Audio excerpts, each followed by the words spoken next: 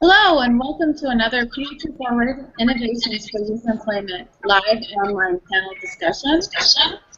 Today's panel will explore equal opportunities for youth employment and entrepreneurship in Africa. Over the past 2 years, the FutureForward initiative has explored the issue of youth employment in Africa, showing how African innovation supports youth livelihoods. We've also explored the role of change-making in the African work environment of the 21st century. The workplace of the 21st century is an ever-evolving environment and requires young African job seekers to be open, innovative, and adaptable problem solvers who contribute towards the future of the continent. Today we ask, as young people in Africa prepare to become job seekers and entrepreneurs, how can the employment ecosystem ensure that opportunities are accessible? My name is Lindsay Farrell, and I manage the FutureForward initiative for Ashoka. I'm joined today by a panel of Ashoka Fellows joining us from East Africa. We're all working to make economic opportunities inclusive for all youth. Vicky Wambura Wamonje is the founder of Nafisika Trust, which is redefining the role of prisons as safe spaces for reformation, as well as professional and personal development. She seeks to reduce the rate of recidivism in Kenya through a holistic prison entrepreneurship curriculum. Hopefully we'll also be joined by Irene Mutumba, who's having a small technical difficulty. She's from the Private Education Development Network. She's working to revolutionize the education system in Uganda through practical and fun entrepreneurial learning and teaching and after-school programs. Frederick Ouko is the founder and director of the Action Network for the Disabled, or ANDI, which seeks to create a barrier-free and equal opportunity solution for youth with disabilities.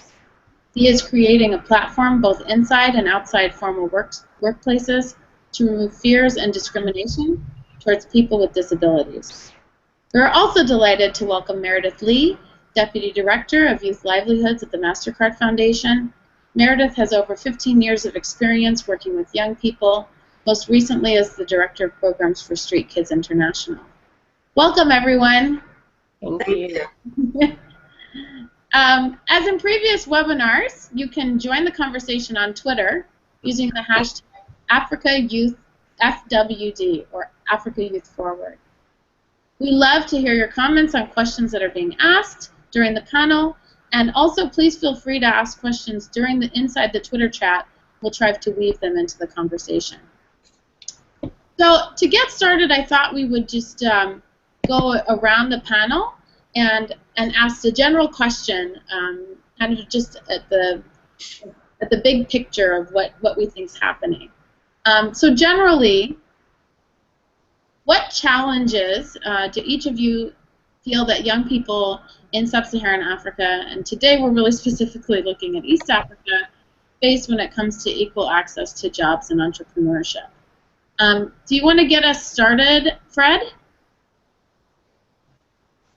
Yeah, thank you, Lindsay, and everyone. I think the key challenge that we get as young people within this part of the world is the fact that there's a problem with a requirement for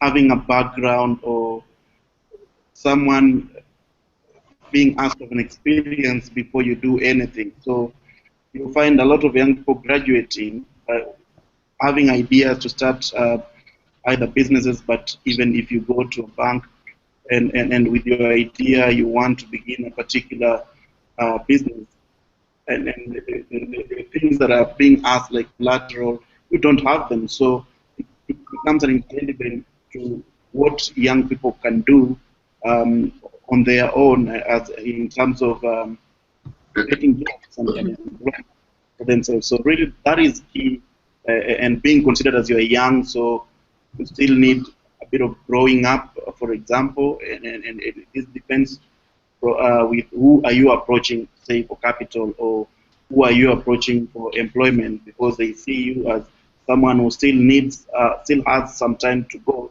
before you come into a particular job or before you start a particular business.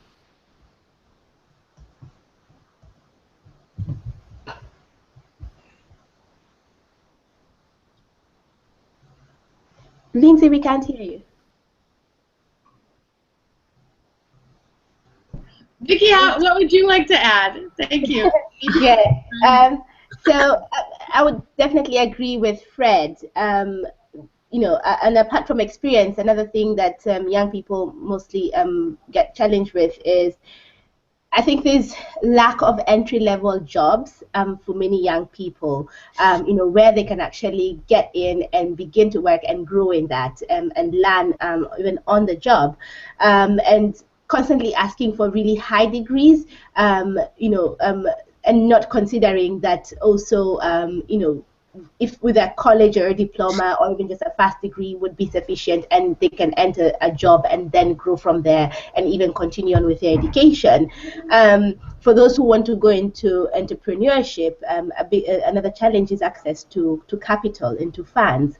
You know, who's going to, you know, give them this capital? Banks wouldn't, in terms of they want to see security. So there's all these kinds of things. So young people find themselves caught like between a rock and a hard place.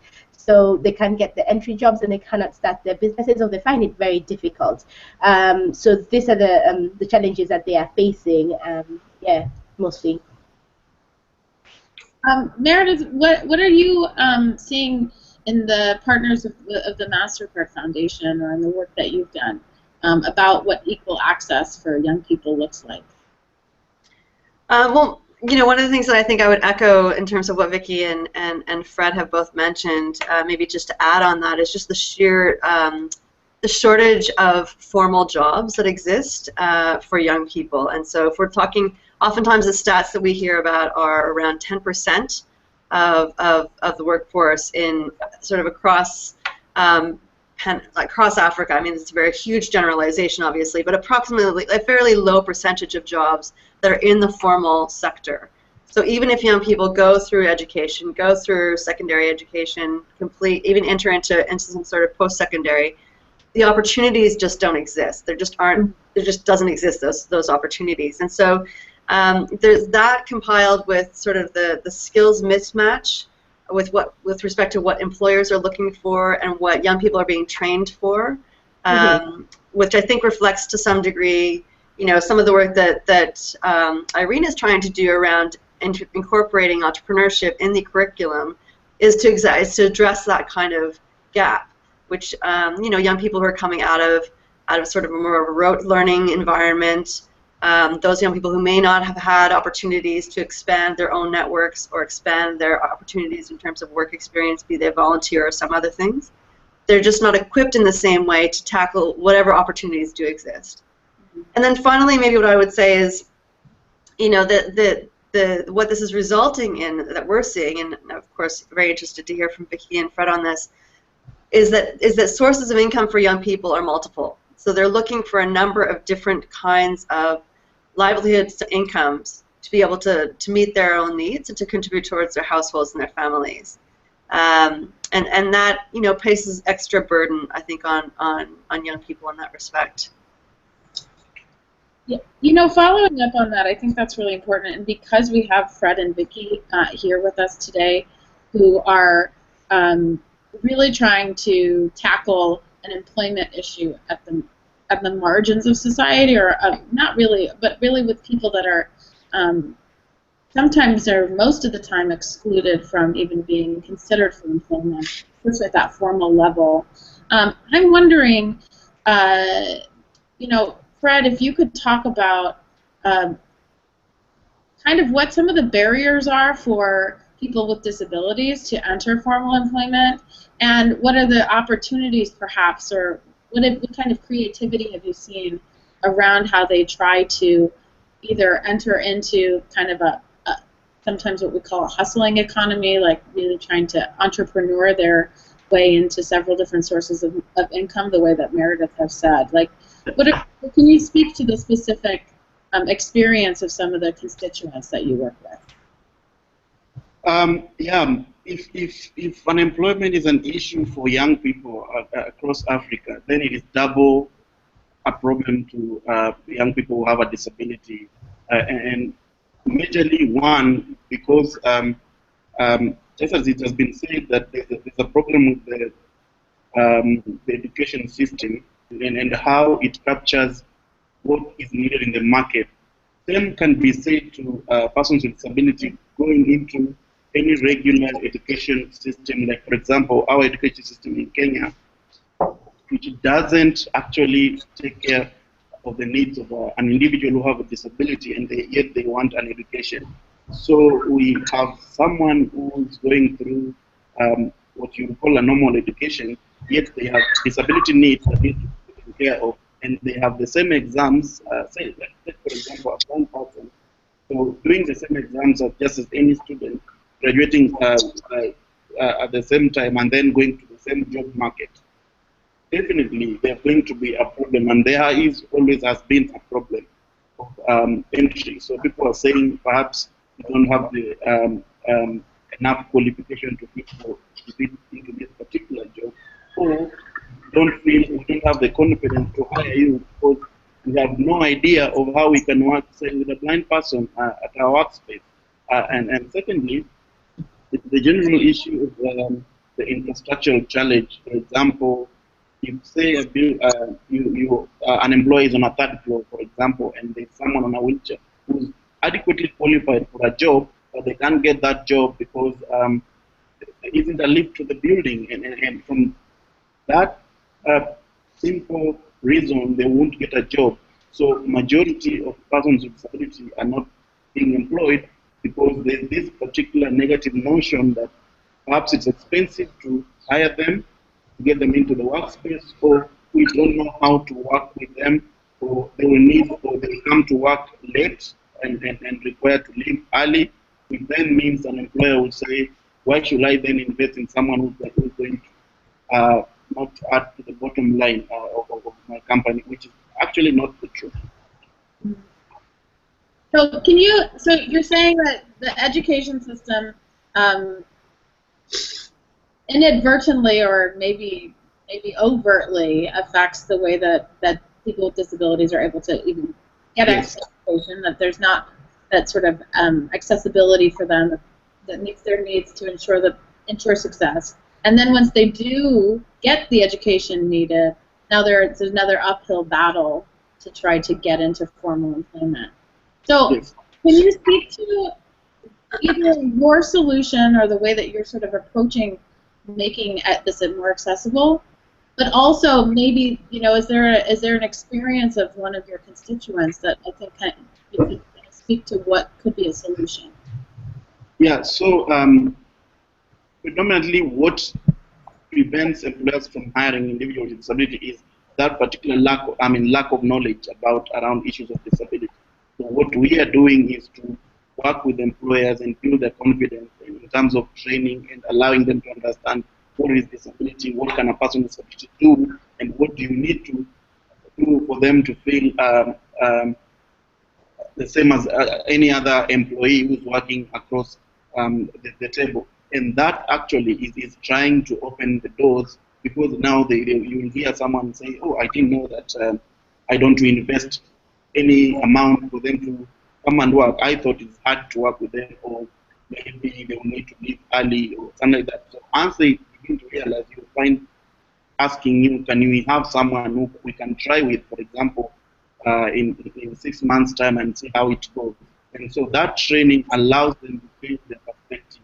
And secondly, we are also we've created an online database where an employer can go and register and ask for people with particular skills. So this one is enabling them to say, can you find me people who have these particular skills, and then provide their CV so that I can interview them.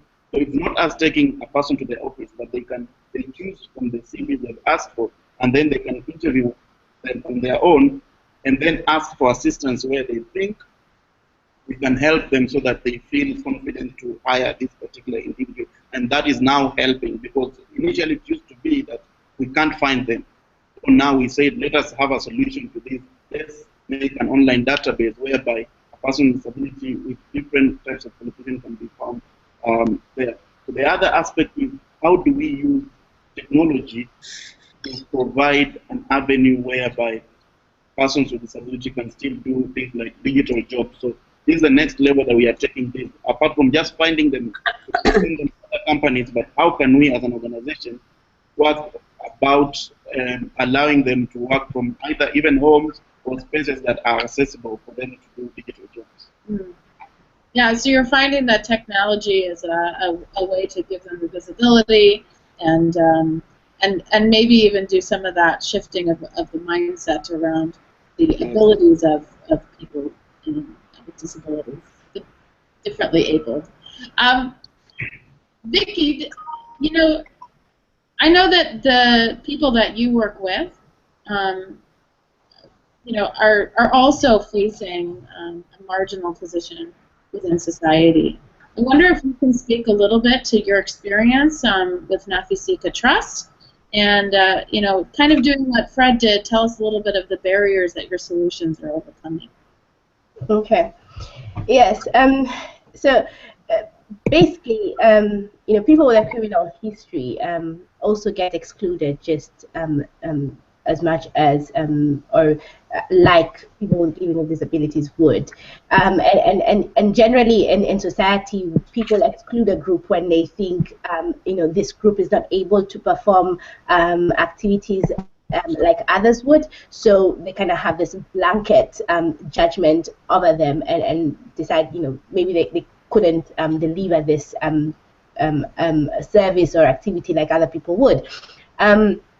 And with the prison, with people in prisons or people with criminal histories have the biggest issue is really getting jobs because of lack of trust. People who have criminal histories, they wouldn't, you know, really want to trust them again, or they're a bit pessimistic about that. And many times the thing that comes up for people with criminal histories is that they cannot get a certificate of good conduct from the government. So if they were applying for a formal job, then that's a barrier for them. And so then they tend to lean more into entrepreneurship or informal jobs that would give them an avenue. And still, the biggest issue there again is if they want to set up their own business, is access to funds, access to capital, which again is a big barrier for them because of lack of security and trust in that area. But just like what Fred has mentioned about education, that's one major stepping stone for them to actually get on by. And we and the prisons basically train in entrepreneurship and also career development. So how are they able to tell their story? How are they able to sell themselves? How are they able to come up with CVs that are actually meaningful to a potential employer? And so this is part of the training that goes on in the prison. But when they step out of prison and they actually have to overcome those barriers, some of the ways that is most important for them to go about this is really innovation, like rebranding themselves into something different. Is finding out new ways of doing things. So they could be doing something that's been done before, but how do they think about it differently? And one of the cases maybe I'd highlight is like one of our ex-inmates has come out and he's a security guard, which is really ironic, right? Because before he was on the other end. What is actually coming out very interestingly is that he has an eye to see how, you know, a thief may operate in the first place, and so his employer loves him because, like, how is he so on point about this thing? He doesn't sleep on the job. He's very keen. He's able to see this. Which is very interesting because insecurity in Nairobi is rising, and just being able to have that eye to see something going on. So it's really looking at things and turning them around and seeing how can we actually do this. And so now he's really eager and he's saying, could we start a security firm for ex-prisoners? Sounds totally crazy, but I love it. So it's I think innovation is going to be the biggest seller for this kind of group, to see how to do things differently. Yeah, I think a lot of the conversation in the social innovation space is about it's not problems oriented, it's solutions oriented, and a lot of the stuff that we're seeing in leadership training and leadership working with young people is that it's teaching them to see their assets. So someone who has been on the other side of crime knows their asset is that eye for whatever it is, and can like, figure out how to innovate around it. I think that's sort of one of the things that the most successful of the entrepreneurs has figured out, right? So, but it's actually something that has to be trained into them, to train to see themselves in a new way. Yes. That their assets are the thing, something in their personality is their asset that they can build on. Yes. Well, I think if people have been told for many years that they're, you know, outside of the norm, that they don't have things to offer, you know, it's difficult to find that inner motivation to really identify the unique characteristics that actually can lend them to, you know, all these wonderful opportunities instead. So I think, you know, you often will need that intermediary to help you identify that. One of the things that we often talk about is, you know, switching from this one-size-fits-all mentality to really trying to tailor and think more specifically about the unique characteristics of not only, you know, a group of young people, age, sort of geography, gender, all of those kinds of things, but what are the unique attributes of the individuals within that group? So I think what it does require is a lot more of a thorough understanding about how to tailor and shift the programming when it comes to, you know, engaging different young people in whether it be entrepreneurship or any sort of employment track. And it can be much more challenging, and it also requires a higher level of touch. Your actual ability to kind of scale that becomes a bit more challenging because it is much more nuanced in terms of the kinds of interventions. Definitely. Actually, both Fred and Vicky have been through Ashoka's Globalizer program, which is meant to be a way of helping them to scale their impact. And we talk about it as impact, not scaling of. Absolutely, yeah. It doesn't have to be that they reach 1 million people. The impact of it either inspires and launches it somewhere else, or, you know, some of our fellows have figured out franchise models, all kinds of things. But I think you're really right that there's an insight that Fred has about the work that he's doing that might be replicable or adaptable to a different kinds of youth program. I wonder maybe if Fred and Vicky can maybe speak to their plans for scaling up impact, because I think that that's something that people don't think about very, well, people think about, but that they don't necessarily have the tools to understand. Fred, do you want to speak a little bit about your plans for increasing the impact of the work that you're doing I know that you've even had conversations with people outside of Kenya. Yeah, so initially when we were doing this work, we were only focusing on in the capital, and because it was easy to reach out to companies, easy to reach out to government institutions, but we realized that persons with disability aren't only in the capital. In fact, majority will be in the rural areas and other counties, because Kenya now we have 47 counties. So part of my globalizer moment was to think around how do we reach out to all these counties, still do the same work, but really not going there as an institution, but working through other institutions that are already having presence in those particular areas. And one of it was how do we deploy technology, for example, to enable that to happen. And so this led us to founding a social enterprise that would specifically work on issues of employment for persons with disability. And this is what we're calling Riziki Source. And so wherever someone is, they can actually send a short message and register, and that they will be asked questions, for example, and that will automatically aggregate the information online. So we don't need to go there physically to register them.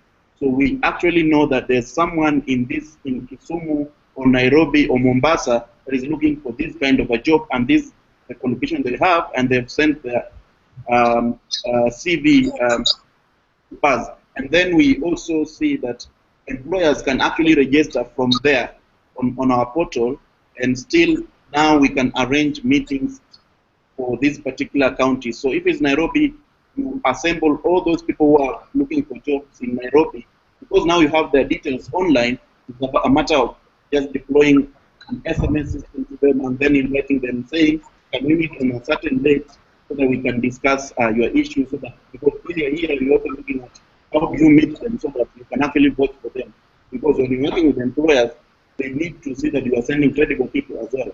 So when you have an opportunity to meet them, and then as well to meet others in their settings. So all of them do not need to come at one single place, because then that also lessens investment in terms of the movements that they need to do to come to the capital.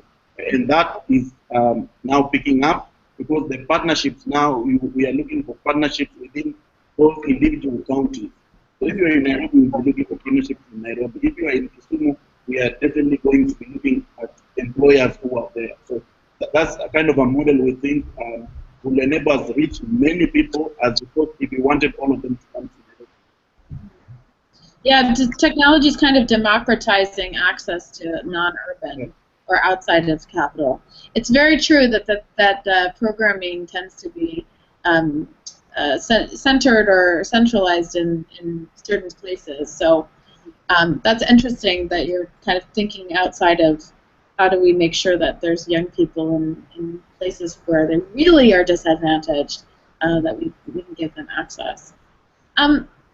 Vicki, I know the globalizer process brought out for you that you could impact a couple different sort of sections of youth or constituents of youth. Do you want to speak to that a little bit? Because it's not just prisoners, right? You're actually affecting youth more broadly. Yes. Yeah, we like to think of it that we are both working within the prison and outside, and so essentially we bring like the society into the prison and prison outside, and so our impact really stretches out beyond the prison, beyond the prison inmates. We also touch on the prison administration, ensuring that they also are part of this process and they are causing that impact. So through training and development of the prison officials, which really we see it bringing continuity and sustainability of the work that we are doing. But then also we are reaching out to young people in universities or even just out of university or college. So young people are able to come in through our volunteer program and are able to interact with the inmates through the programs that we offer. And just like what Meredith had mentioned, is our work really needs a lot of input, for a lot or a group that has constantly been told or believe that they're not good for anything, they're not able to achieve much. So we try to bring this in very different kinds of forms. So they do have their peers who come in and they work with them and they learn from each other. Then we also have professionals and the corporates who we've been able to reach out to and are able to come into the prisons and also having an impact through one of the programs that we call Professionals Impacting Prisons. And this is also because then it does have a ripple effect when inmates do leave prison and are able to request for jobs. These are the same people that they are interacting with, and they have a different perspective about them, so it becomes easier to actually be given a security job or to work in a law firm. It sounds absurd, but these are the same people who are interacting with them, and they're having a very different perspective about this group of people. We also have other stakeholders within the government that we are working with, and also just bringing them in to have this kind of impact, so that we're not doing our work in isolation, but we are doing our work with these different groups, and there is sustainability about the work that is actually going on. also keeping tabs with ex-inmates when they leave prison, and ensuring that they are also continuously getting development programs, you know, and the support that they actually need, because they are the ones in the forefront actually experiencing the challenges, you know, and so learning from them and also being able to support them in what they are doing. And lastly, we're also bringing in other organizations that will be in this kind of same field of work, where we're able to strengthen the work that is going on within and without the prison. So yeah, so our impact really is spreading through into the society. We're kind of trying to see the different strands that make it stronger and have a bigger impact. Yeah, I think one of the things that it strikes me is that young people in Kenya, which I know well, and in other parts of sub-Saharan Africa, are really struggling to get that social capital and the right kinds of networks. And I think the way that you're approaching it holistically is building out that network so that the guy can become a security guard, right? He's got that person to recommend him, maybe the mentor, maybe somebody to be his letter of recommendation or whatever. So yeah, I think that's a really sort of an important key part of creating greater access to employment, livelihoods, opportunity. Yes. And maybe just to mention, even on the flip side, with the young people who volunteer with us, you know, them getting the experience, them getting, you know, work experience, them getting to also just to know how to lead a project. So it's very interesting what they're also benefiting from while they come into this program. They're also getting different networks. They're building their networks. They're getting recommendation letters. So it is a win-win situation when it comes also to young people coming in and volunteering. So it's not just them giving, but then they are also receiving much out of the whole experience. Great. So Meredith, I want to dig in a little bit on something you mentioned just before this, before these guys shared about the scaling program, and that is about that sort of ensuring that programs are customized and ensuring that they are somewhat deeper, right? There's more depth and more nuance to them. And I know in my discussions as part of the different teams at the MasterCard Foundation, we've got a little collaboration group that we're working with. We're really trying to think, how do we collectively partner and work together in order to increase the scale of the impact that people in this sector are making. I wonder if you have any thoughts on that, or any sort of great examples of ways that we can ensure that people who are doing their individual nuanced work come together collectively. Yeah. Well, I mean, I think there are a couple of examples of how that can happen. I mean, I think that what strikes me as two things. One is what Vicki's talking about, which is kind of one-to-one changing the mentality of individuals, and sort of it's that personal connection that will often shift people's mindset in terms of how they're thinking about, you know, even between generations. Young people have their place; they're expected to kind of act in a certain way, and their elders are sort of to be deferred to.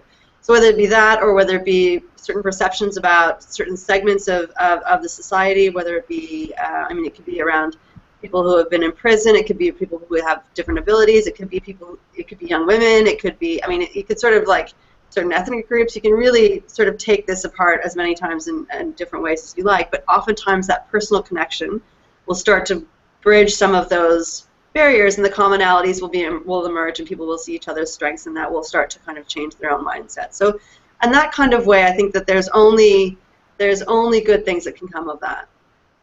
When it comes to sort of a broader level around trying to seek ways to have a collective impact, I think it really is about understanding what else is happening, both in that specific country, but also, you know, in that region more broadly, and trying to tap into what exists already.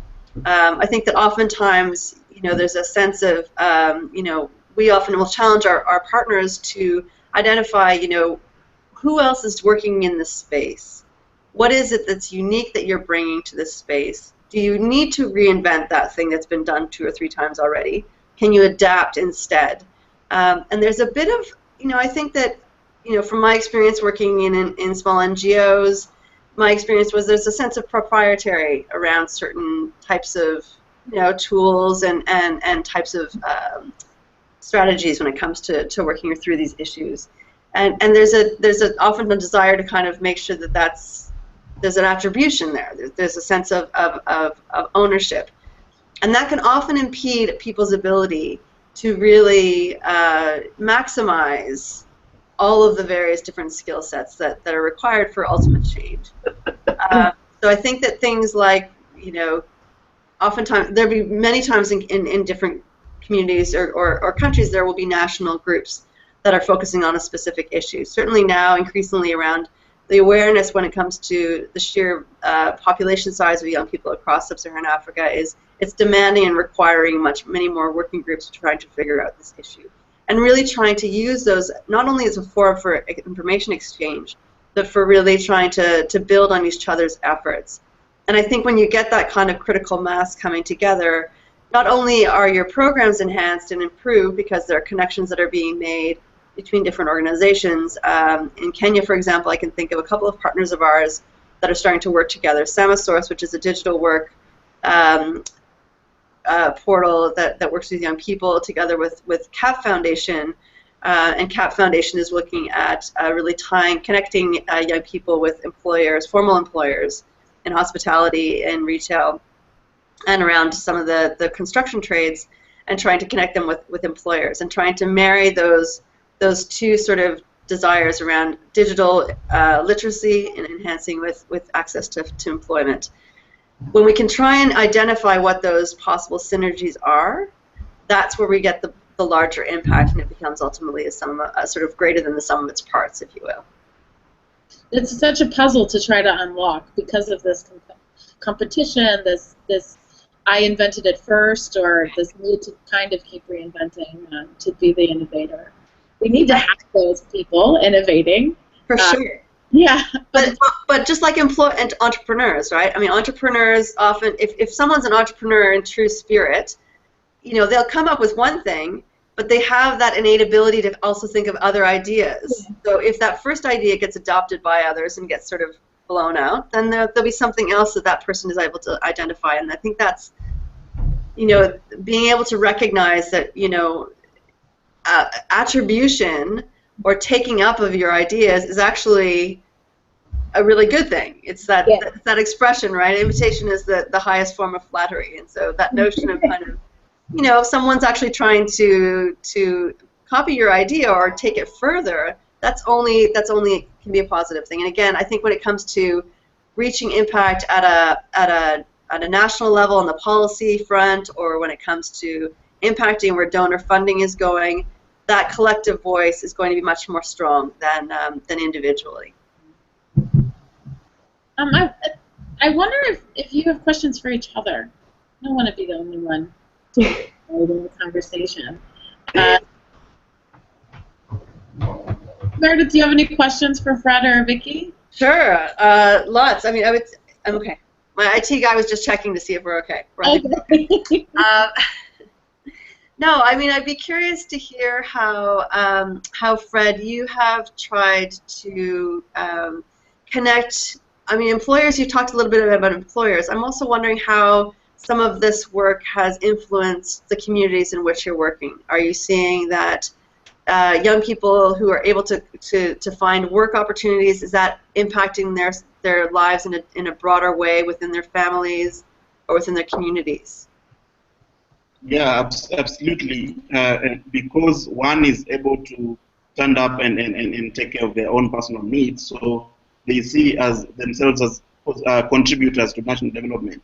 First, by being able to take care of themselves, the immediate needs, and also perhaps the extended family.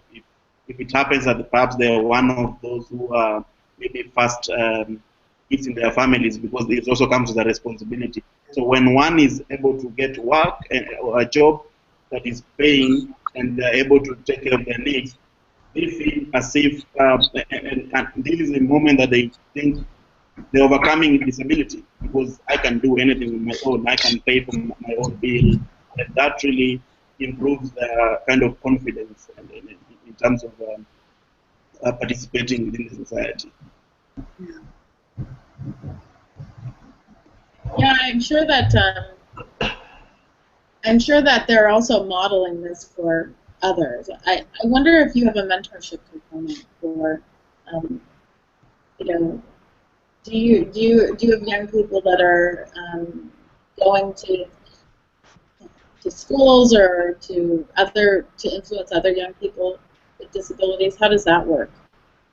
So now what we are creating, and we actually want to implement it within the website we are having, is people to sign up, persons with disability who are currently working and have some sort of a position in society, to be able to mentor those who are in university that we've identified, because we're also beginning to work with universities so that we prepare those who are within the third year to fourth year, so that we know what kind of jobs they'll be looking for when they graduate, and then that also gives us an opportunity to start mentoring them and allowing them opportunity to start also looking for some sort of internship, so that they also begin to deal with the issue of work experience, because unfortunately employers are still asking for it.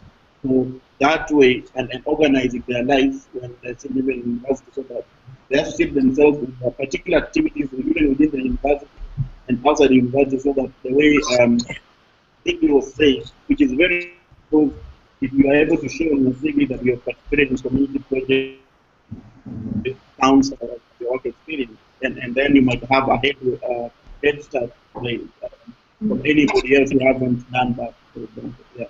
So we're looking at how do we create mentors to go into universities, but also even those who are just recently getting into jobs, and have someone talk to them on how to present their skills as opposed to disability, because we are being judged every time. So every company is interested in knowing how will this one work.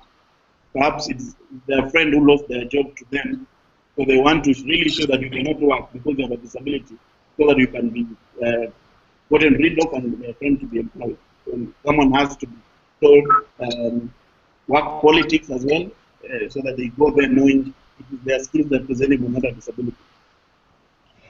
And Fred, just to add on to that, so we did have a volunteer who was a person with a disability, who was fantastic. In fact, in her cohort, I think she was the one who was the most consistent, always on time, and did really well. And she's gone on and she's gotten a job now. And maybe that's someone, like a connection we could give you to act as a mentor, and would be a good highlight to show that just because they have a disability, I mean, she does a fantastic job. So it's way beyond what you would expect from her. Is that a connection from Fred? Yes, that's a connection for Fred. Yay! Rockefellas get together and they always. Yeah. I have a question just to throw out there, and it's something that Meredith had mentioned earlier, that when we look at the formal job market, which is only comprising about 10 to 15% of of jobs, yet the informal market gives us about 83%. How do we begin to increase the level of formal jobs in the region, so that, because many times you find that informal jobs are low-paying kind of jobs. They're inconsistent. They don't have really good conditions. So how do we increase formal jobs so that we are ensuring that young people are actually getting into good jobs? I think that's a great question. Here, let's solve the problem. Yeah, exactly. We got 10 minutes, 9 minutes, we can figure this out. No problem. I mean, I think that Fred's comments around technology and how technology is facilitating some of this work is interesting. I think that technology and digital work straddles both the informal and the formal sector. Because it may well be, like in Samasource's example, for example, you're connecting with existing companies, so it's formal insofar as you're connecting, you're providing a service in service of a private sector actor. On the other hand, you don't necessarily get the stability, the stable income, that you would if you're working in a 9-to-5 job, for example, which allows you, some expectations and some sort of standard of not only workplace, but also, with respect to income. I think that to some extent we might have to just change the way we think about work in general, moving into the 21st century, or now that we are 15 years in. It's changing. It's not. We can no longer expect in the same way that we will be able to find those jobs that will have that same stability. And so how can we still have something that will enable us to plan for our futures and kind of, whether that be savings or taking care of our families, but also recognize that there are going to be ebbs and flows. It's like people who work in agriculture, for example, if they're influencing based on the harvest, they might have ups and downs with respect to their income. But if they consistently have something that takes them through the year as a second source of income, then there's some of that stability that's there. But I think with respect to finding more formal sector jobs, I think it's about also educating. Well, it's two things I think in my mind, and I'd be curious to hear what you both think. One is around education for private sector actors, and identifying, as you mentioned earlier, Vicky, some of these entry-level positions, which I think are oftentimes lacking, and that skills mismatch. So making sure that the education system are preparing young people for those entry-level jobs, and that there's an understanding from the private sector what exists in terms of that. And the second thing is using entrepreneurs as sources of job creation. So that recognizing that if entrepreneurship will increasingly, and certainly in Kenya, I mean, it's probably the best example of increase of high levels of entrepreneurs. If you think of Kenya, Nigeria, and Uganda are probably across Africa, the most entrepreneurial countries. Where can those entrepreneurs become job creators as well as enabling a source of income for themselves and growing there? And I think that it speaks to what you mentioned earlier around access to finance being a huge challenge. These things are not without barriers. But if ultimately that's what we're trying to get to, then the barriers that we should be tackling are those barriers for entrepreneurs to enable them to get to the next level. Those are two things that come to mind.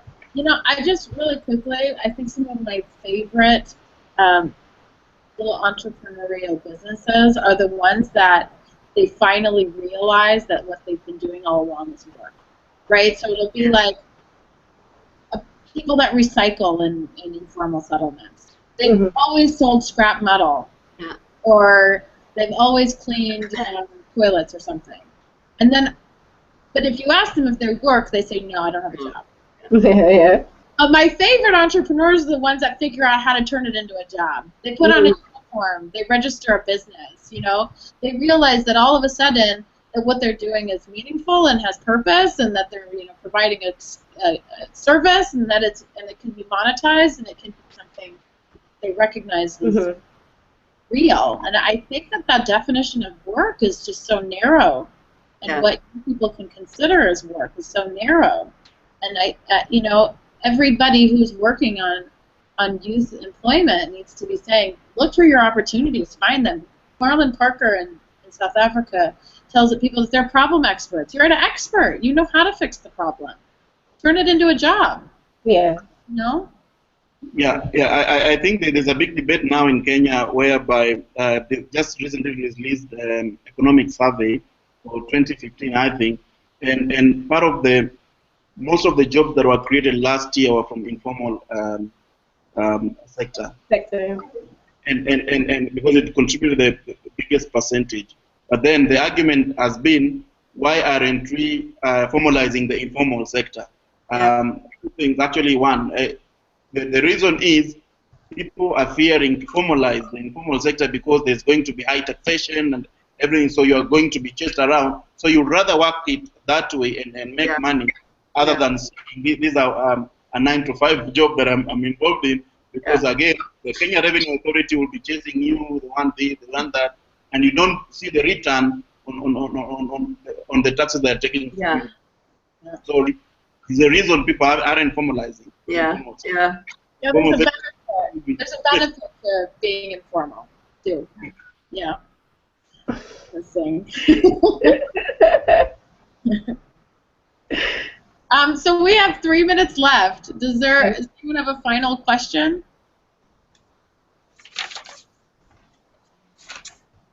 Well, be curious just to hear from both Fred and from Vicky, because I think that to some degree, well, maybe Vicky especially, this is a stereotype in my mind around I'm thinking about gender, and about how both of your programs shift or adapt or consider young women, and if there are different things that you are finding yourselves doing based on. Vicky, you've referenced a couple of young women who might be volunteers, but I'm thinking more about inmates, ex-inmates, and if you could talk a little bit about that, and I'd be curious about the same thing for Fred. Okay. So mainly we have 3 to 4% of women in prisons, like women prisons in Kenya. So they make a very small population of the prisons, but even with that, we do have programs that they run in the women's prisons specifically. But the biggest issue when it comes to women's prison is really mothers and their babies. So it's how to see. So we create programs that actually reach out to them and the children who are in prison. Then also we do work with young girls in juvenile institutions, where we are, create, we run the Youth Ventures program, the Sugar Youth Ventures program within the juvenile institution, which is really great to just already let these girls experience change making at a young age, and also mentoring them at that stage, because it is a critical stage. If nothing is really done for them at that point, then they do, the likelihood of them going out and ending up in an adult prison is very, very high. So we have concentrated our energies more within the juvenile institutions for the young girls, and ensuring that we're impacting them at that age. But for the ladies, they do still have mainly the same kind of challenges. But what we see with ladies mainly is they would rather start their own small businesses, enterprises, like things like salon to do with hair and beauty, or something to do with cooking. So that's usually their tendency in what they kind of prefer, and so we do equip them with the kinds of skills that they need for that. So that's been going on that end mostly. Fred, do you have final thoughts on the gender component of your work? Yeah, we actually have a rule that we aspire to work with both genders on an equal measure, and so on the deliberate efforts to achieve that. Like, for example, on our database currently now, we I think now 40% of all the applicants are women, for example. But now we're also trying to see how do we increase that. So the ideal situation would be around 50-50, but sometimes you can't really predict that. But we are able to see how do we assist more women, especially young women with disability, to access all the services that we are providing. But also more feel comfortable that they can go and apply for any job. And then now moving into the next project that we want to do, because it will be working in terms of hubs and how technology can help persons with disability do jobs from anywhere within the environment. There, at least we will be able to determine how many, say, persons with disability can get here, or how many individuals without disability can work alongside persons with disability. And then, so it is our hope that we are able to work across both genders on an equal basis. Yeah. Okay, I see that we're at time, but I want to give everyone a chance to say one final sentence. Do you have one? Fred, you have your finger raised. What does that mean? Yeah, I just had one question, a quick question for Meredith. It better be the shortest one that ever existed. I'm just wondering, how do someone find support for issues that everyone is not accustomed to? For example, I'm working on disability issues, and Vicky is working with the inmates, and these are the things people are not used to. People are just used to youth or women. Yeah. And if you're bringing an agenda saying, I'm looking for support to help young persons with disability find employment, it becomes something that new, that people say, oh, we don't work with persons with disability. How do you navigate that in your experience? That's a really great question. You know, I think that you're asking me this more broadly, not just about the Foundation. I mean, I think that you can position it very differently. One is I think something we talked about earlier in the conversation around understanding specifically the unique demands and unique profile of the young people that you're serving. So, you know, I think you're right. I think people can quickly just sort of dismiss, oh, I don't work with, we don't support work with inmates, we don't support work with young people with different abilities or disabilities. If you position it differently and talk about, you know, I have a cohort of young people. These are the challenges that are common, that are the same challenges that they face, that all young people are facing. These are the unique attributes that they can bring, and positioning it, you know, as opposed to kind of your first headline being young people with disabilities or young people who are inmates, you know, that can kind of shift the lens in which people are looking at a given initiative or program. So that you can, once you start to explain what's specific and unique about your cohort or your group, that your segment, then you can get into the nuances of that. But if your first issue is, you know, young people are facing challenges around unemployment, you know, these are the common things, that access to finance, access to skills that are relevant to the market, you know, tapping into networks. Those are common ones. And then you can kind of get in, you can kind of to talk about some of the unique aspects.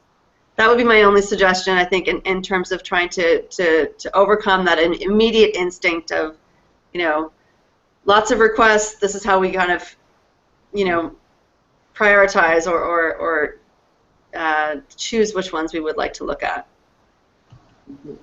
Does that answer your question, Fred? Yeah.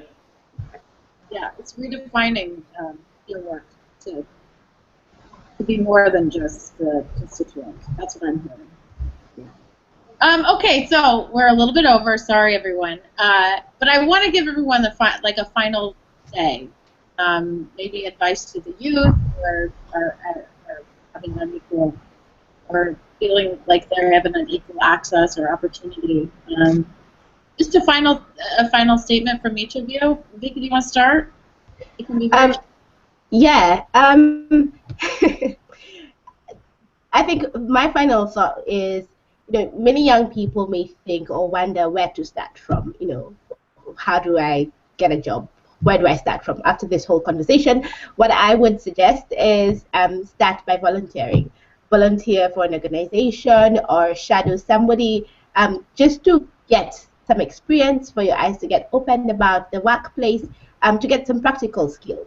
I think it's the best way to learn, and it's very practical. It's very, you know, on the job, so you actually get something you can walk away with, and it will, you know, it's what will act as a stepping stone to the next place. You get a good reference, and you can actually say that I worked on something. So I think that would be, I would urge young people to just go on and say, where can I volunteer, and just start on that. Fred? Yeah, your hobbies can in fact turn to be your job if well managed, and if you get the necessary support. So I think we should never be looking at these high office or kind of jobs. If you have something you like doing and you have passion, that's what I think needs to be nurtured into a sustainable job. And then for persons with disability out there, we can never sit back and think everyone will come to help us get jobs. We really need to find what is it that we can do on our own, and then ask for a little bit of support to be able to actualize our ideas or what we really want to make be our jobs or an earning kind of activity. So never just sit back. Look out for something. And ask for help if need be. Yeah, there you go. Meredith? Yeah, exactly. I mean, I think these are both great ideas. You know, my thought would be find your sources of inspiration, find your role models. Even if they're doing something completely different, the fact that they're working from their passion, you know, that can teach lots of things. Yeah. Great. Yeah, I want to thank all three of you for joining us today. I think we tackled quite some large, audacious problems, as well as kind of got to the roots of some of the barriers that young people face. I would ask everyone who's listening to this, either live or in the recording, to join us on Twitter at #AfricaYouthFWD to continue the conversation, and to sign up for our newsletter at www.changemakers.com/FutureForward. Thank you, everyone. Thank you so much. Yeah. Thank you. Bye. Okay, bye.